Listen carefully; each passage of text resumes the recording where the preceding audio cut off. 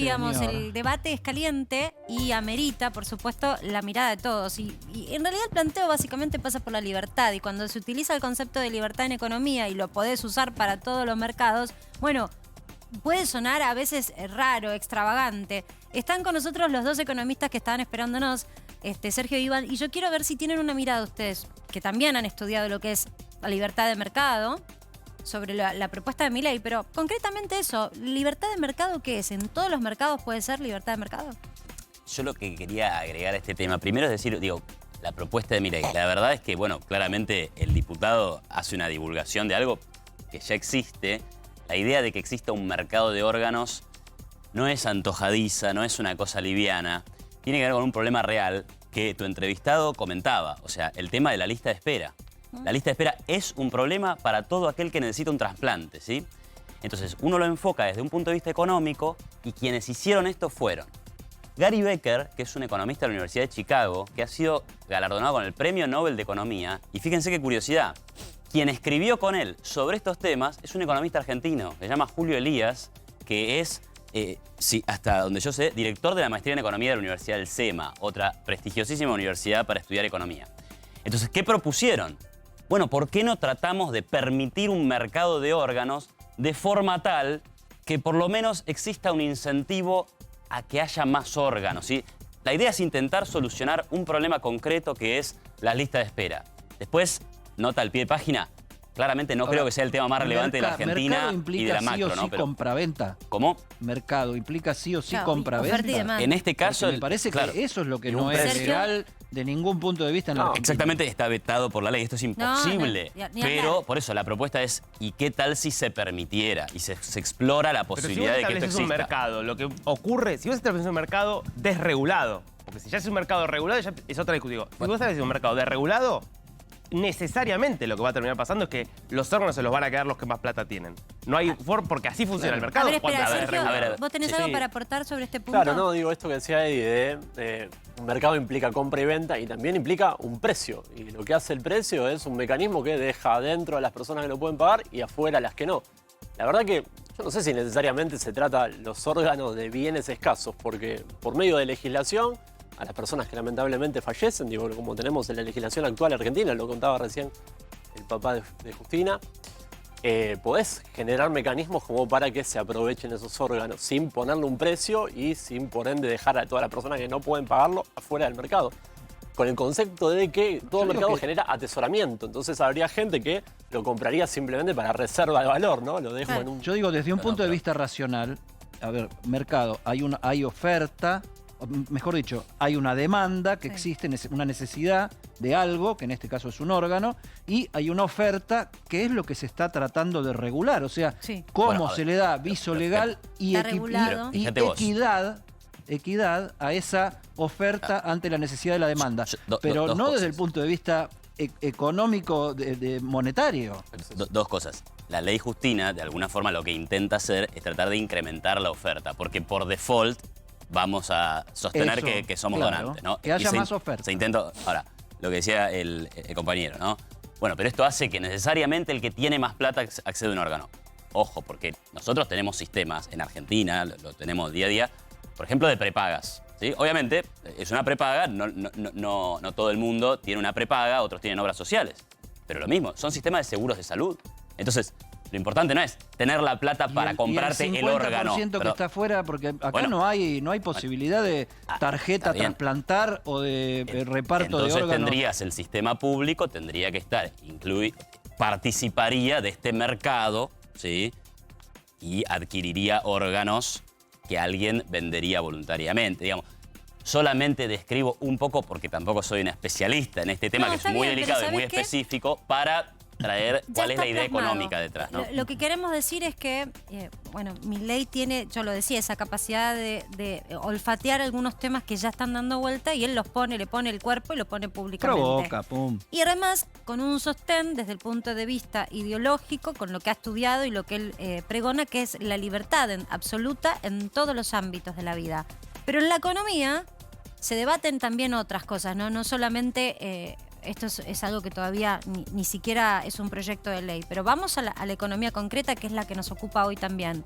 Y el tema de la libertad ha sido de debate en los últimos días. La salida del secretario de Comercio Feletti, que propiciaba una mirada más de un Estado interviniendo en la formación de precios, el reclamo de un sector del gobierno que dice hay empresas que se ríen en la cara de nuestro gobierno porque están remarcando a la par de que se reúnen con los funcionarios de gobierno para justamente analizar qué pasa con las cadenas de valor y mientras tanto la inflación sigue. Lo concreto, hoy tenemos un nuevo secretario de Comercio. Las reuniones siguen estando, hay nuevas reuniones con nuevas empresas, pero el número de mayo sigue dando alto, 5% de inflación, y las proyecciones, no sé si las comparten ustedes, vienen también aceleradas. Y a mí me compete mucho lo que es alimentos y bebidas, pero todo está remarcándose en Argentina. ¿Qué mirada tienen ustedes? Ahí vamos a la libertad, pero algo concreto, con el tema precios.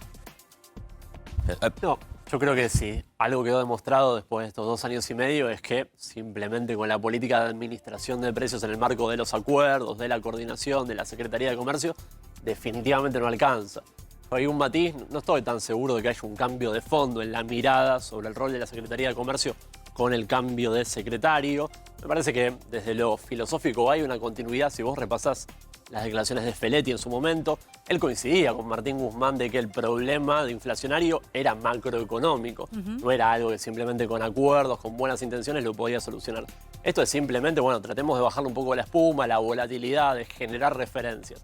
El problema que tenemos, Marcela, es externo en este momento. Lo que te explica la aceleración de la zona del 50%, que la arrastramos desde 2019, a la zona del 70%, que cerrará seguramente este año, es puramente externo. Es lo que le está pasando a todos los países del mundo por el boom de los precios de los commodities y lamentablemente para eso... ¿No hay un componente argentino? ¿No hay argentinidad, por ejemplo, en prendas y calzados remarcándose también al 80% interanual? Creo que lo habíamos hablado la otra vez. Hay un componente de costos muy significativo también en las prendas y calzados, producto de que la mayoría de los productos tienen, por ejemplo, como un insumo el algodón, y eso también tuvo un aumento de costo significativo.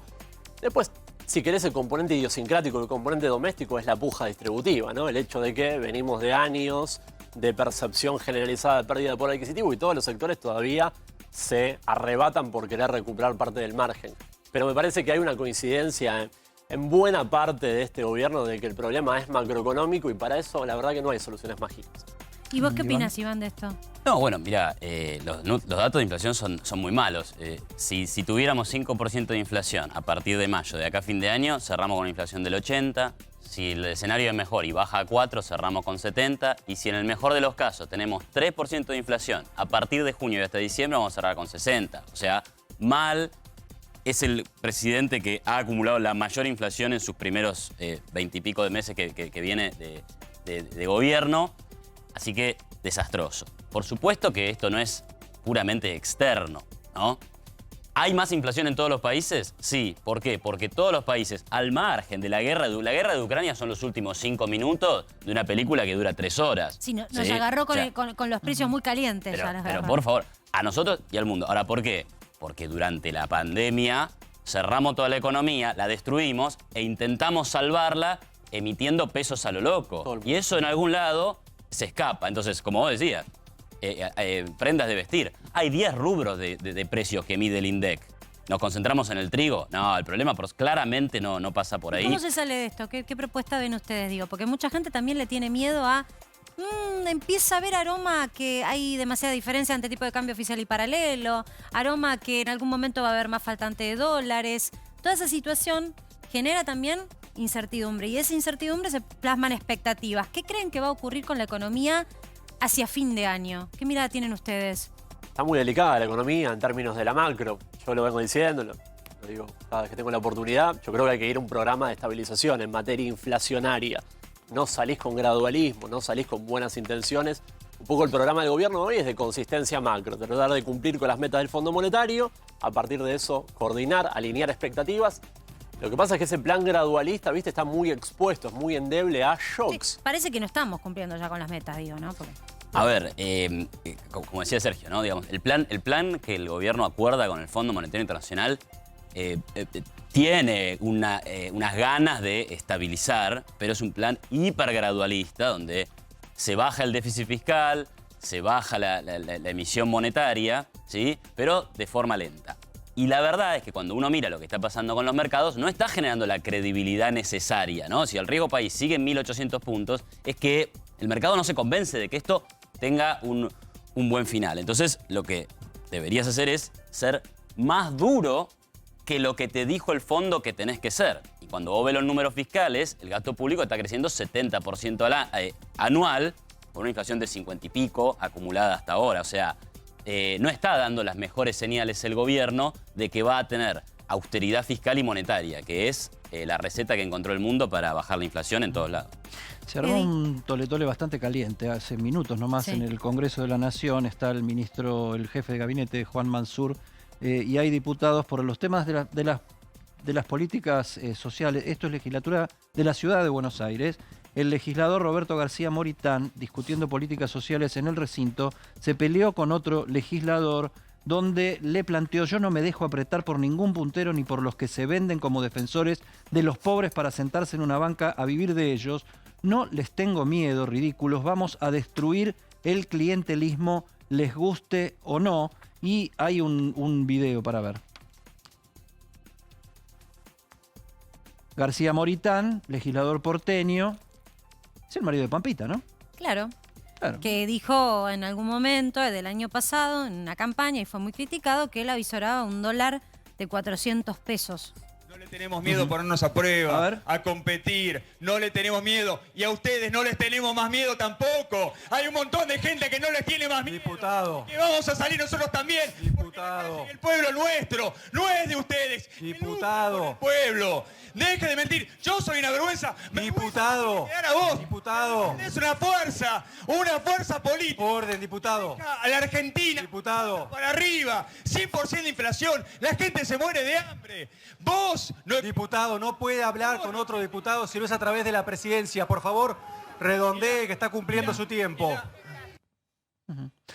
Los que somos gente de bien no le tenemos. Bueno, la influencia de la inflación en la situación de pobreza y No de sé bien de supervivencia dónde venía de el la cruce, para población. ser honesta, pero es real que la inflación es un debate que se está esquivando porque están todos disconformes. Digo, en el gobierno también hay una gran cantidad de funcionarios que están disconformes.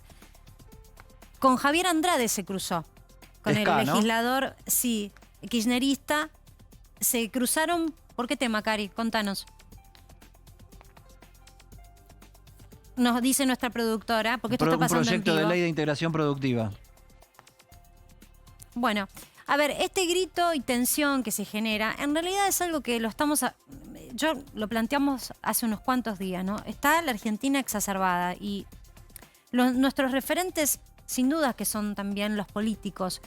Y el debate se pone demasiado caliente y se está poniendo todo demasiado virulento. Entonces, vale y es válido absolutamente dar la opinión. El tema es si las formas también no están propiciando que la gente esté casi al borde de estallar.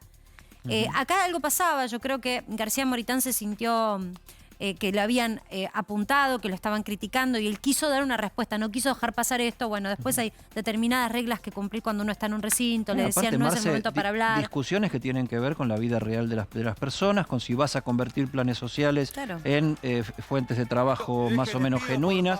Entonces merece por parte de la dirigencia política una discusión un poco más aplacada, porque lo que se supone que están haciendo ahí es tomar decisiones, ¿no? No sé si levantarse y generar un enfrentamiento físico va a resolver el problema del empleo y de la inflación en Argentina, pero sí creo que tenemos que empezar a debatir los modos, Eddie, porque la gente también la está pasando mal y si uno exacerba lo que ya de por sí no está bien, lo único que genera es violencia y lo vemos constantemente. Así que ese es un punto, vamos a volver sobre este tema y lo invitamos también a García Moritán si quiere a salir a nuestro programa y a explicar qué fue lo que pasó, porque realmente lo que se está visibilizando es su respuesta y la tensión de su respuesta. Pero hablaba de inflación. Ahora, sí, hablaba de inflación y la tensión no se genera solamente entre oficialistas y opositores, también se genera dentro del oficialismo. Salió en las últimas horas un economista ministeriable, dicen algunos, que se llama Emanuel González Agis, ¿sí?, que discutió con el ministro de Economía, Martín Guzmán, su mismo signo político, planteando que Martín Guzmán había dicho de alguna manera que sí, que tiene un plan económico y para la inflación y que tiene cosas para la inflación porque hay un programa acordado con el Fondo Monetario. Y Emanuel le decía, no es el programa del Fondo Monetario un programa contra la inflación, es un programa de reprogramación de la deuda externa, es un programa financiero visto desde el Fondo Monetario Internacional. Y en ese contexto, un economista kirchnerista calificó al ministro Guzmán de ser más parecido a Macri en sus razonamientos que a lo que un gobierno del Frente de Todos podría esperarse. ¿Es parecido a Macri Martín Guzmán desde una visión de un lado y del otro lado de la biblioteca? Mira, el expresidente del Banco Central, Federico Sturzenegger, economista que hoy sigue trabajando de economista, profesor, y escribe cada tanto columnas, 2 días después de que salió el acuerdo con el fondo, tituló una nota, muy interesantemente, yo creo que de forma acertada, el plan macrista de Alberto Fernández. El plan de Macri, cuando acordó por primera vez con el fondo allá por mayo-junio del año 2018, consistía en metas de reducción del déficit fiscal, reducción de la emisión monetaria para financiar al fisco y una tasa de interés positiva en términos reales. Digo, son los 3 pilares de el gobierno, de este nuevo plan. Lo que pasa es que parece que se queda a mitad de camino, ¿no? Porque yo me pongo del lado de la gente que escucha y dice, Iván, sí, tasas reales positivas, pero ¿qué? Mirá lo que es la inflación. Totalmente. Yo no pongo mi dinero en un plazo fijo ni ahí, porque además, para que me den mayor rendimiento, tengo que hacerlo con UVA y entonces lo tengo que dejar ya no un mes, lo tengo que dejar mínimo 3, 4, 6 meses, depende del banco. No me sirve, miro el dólar. Entonces, en lo concreto no están solucionándolo. Y la diferencia entre por ahí los 2 acuerdos es que, como dijimos muchos economistas, el nuevo plan es mucho más light. O sea, es hipergradualista. Si lo de Macri fue gradualista, esto es hipergradualista. Entonces, esperemos... ¿Sirve o no sirve, Esperemos Iván? que ¿Vos qué pensás? A ver, yo te digo, creo que en términos generales es lo que hay que hacer. Hay que bajar el déficit y bajar la emisión. Es lo que yo digo desde 2012. Pero o sea, esto del el hipergradualismo. Sí. Si te sale todo bien, Sí. esperá bajar la inflación en 7 años. ¿Entendés? Sergio, Porque es lento el proceso. ¿hipergradualismo sí o no? Sí, lo que pasa es que no para este contexto. Me parece que es un buen programa para una economía estabilizada y no permeable a shocks internacionales como el que estamos sufriendo. Me parece que para este contexto, donde posiblemente este año te estabilices en la zona del 70%, ya estás en un nivel crítico. O sea que hay un error de diagnóstico, porque están llevando la receta para un enfermo que no tiene esta acá enfermedad. Yo coincido porque lo dice Sergio, Está más hay que grave, ser digamos. más duro en lo fiscal y más duro en lo monetario, y sin duda que sí. Para terminar con esto, sin ¿Qué duda que hay que ser significa más duro. ser más duro en una Argentina donde tenés la mitad de la gente pobre? No, un poco Te lo los digo. condimentos que pienso en un plan de estabilización es un esquema de reglas que tenga refrendo legislativo y que vos puedas también tener un diseño macro un poco más comprensivo. Por ejemplo, el Banco Central hoy tiene una posición muy crítica de reservas. Los que ahí sí creo que tengo un matiz, que creemos que la inflación es un fenómeno que excede a solamente la cuestión monetaria y creemos que las reservas son un factor significativo, la cuestión cambiaria. Creemos que el Banco Central no tiene que regalar más dólares para ahorro, para turismo, para toda la aplicación de fuentes que no son indispensables. Bueno, vos te podrías dar un esquema de metas con un parámetro legislativo, etcétera, etcétera.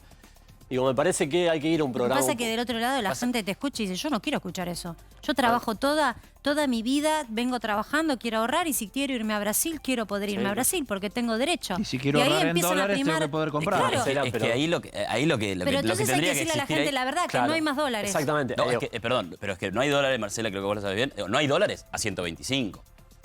Ahí es donde no hay dólares. Entonces, ¿para qué querés un dólar controlado, si estamos hablando de control de precios? ¿Para qué querés un dólar controlado si no se lo vas a vender a nadie? Tenés que terminar con el cepo Sergio, ¿hay que cambiario. terminar con esto? Y una cosita, digo, porque es verdad, coincido plenamente en lo que vos decís de que no sería un escenario, un lecho de rosas, ameno, donde un programa que te estabilice más de shock te puede traer una solución mágica. Tendrías algún costo asociado. Lo que pasa es que me parece que tenemos un diagnóstico compartido que la sociedad no banca más un 70%, que este año va a cerrar en la zona del 70%, y ¿quién te garantiza que en 2023 no te acerques a la zona del 100%? Entonces me parece que tenés que resignar cosas en pos de bajar la inflación. Ahora, te digo yo, ¿qué es ser más duro? Con las herramientas que tenés, ¿qué es ser más duro, más enérgico? Subir la tasa de interés, achicar el déficit fiscal. Está creciendo el déficit fiscal. Achicar el déficit fiscal. No está creciendo. No está creciendo. No está creciendo. Se ha quintuplicado respecto al año pasado el déficit primario. En términos nominales. No, en términos perdón, del PBI, pero recién- tenemos el triple. Recién empieza. Tenés un programa con el Tenemos Fondo ya Monetario 4 meses que de datos oficiales. te exige, vamos a ser justos con el programa con el fondo, te exige bajar de casi 1 punto del PBI por año. O sea, este año no debería crecer el déficit. Después vamos a ver cuando termine, Pero, ¿no? pero está creciendo.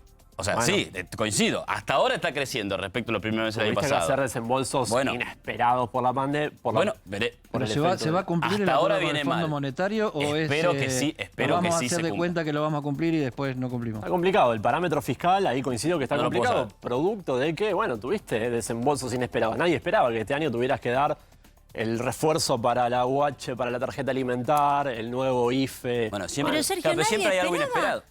Nadie esperaba o banquemos, ¿no? Esta es la Argentina que tenemos y sí hay que esperar que eso ocurra porque lamentablemente la situación de vulnerabilidad de nuestra gente es tan límite que cualquier cosita que pase afuera o adentro te deja más gente en la pobreza y más gente en la indigencia. ¿No deberían haber visto que tal vez tendrían que haber recurrido a más UH, más, bueno, no fue IFE, pero un programa de asistencia para aquellos que tienen una situación de empleo endeble? ¿Cómo no la vieron venir? No, no, Eso es lo que yo digo. Pero Sergio. ojo, en la parte más cualitativa del programa con el Fondo Monetario está descrito todos los efectos externos que te pueden generar un desvío. Con lo cual, cuando pidan el waiver, Eddie, posiblemente Perdón. lo contemplen esto. Para pedir perdón. Casi quedamos por sentado, no estamos poniendo de acuerdo que le vamos a pedir perdón al Fondo Monetario, Ya que no vamos vamos a a pedir cumplir perdón. y que lo que es importante es que nos sigan sosteniendo, porque ellos nos dieron un préstamo, ¿no? Última con una respuesta muy cortita porque nos tenemos que ir a un corte, el último corte del programa. La gente va a escuchar, ya está escuchando, que durante este mes de junio hay una agenda internacional exhaustiva por parte del presidente de la Nación, que se va a la Cumbre de las Américas, se va a la Cumbre de los BRICS y se va a la Cumbre del G7 en Alemania. Eso, aparte de roce para el presidente y algo de oxígeno que pueda viajar un poco, ¿puede tener algún resultado tangible y concreto para las personas reales en un plazo más o menos considerable, tratándose de que la Argentina lo que está pidiendo es financiamiento y está pidiendo inversiones, ¿no? No, yo creo que la agenda multilateral ahí tiene un pilar muy flojo, porque este año justamente en el programa con el Fondo Monetario deberías haber tenido ingresos netos de dólares de financiamiento, Banco Mundial, CAF, bilaterales, etcétera, etcétera, y por ahora tenés pagos netos. Parte del hecho de que no acumulamos reservas es que por ahora, en los 5 meses del año, están saliendo más dólares para repagar multilaterales que lo que te entra. Así que a mí me parece que tenemos una asignatura pendiente. Digo, las áreas de gobierno que se encargan de eso deberían apuntar. Bueno, muchísimas gracias a los dos por este debate y les dejo esto, 5% de inflación mayo, ¿están ustedes de acuerdo más o menos con esa proyección? Bueno, nos preparamos Parece que sí. porque otra no queda y la realidad es que estar preparados, la información nos prepara mejor para tomar decisiones, sobre todo cuando estamos hablando del bolsillo, ¿no? Acá Ahorrar estamos un para eso, poquitito para más que sepas. lo que se pueda. Ya volvemos con más información.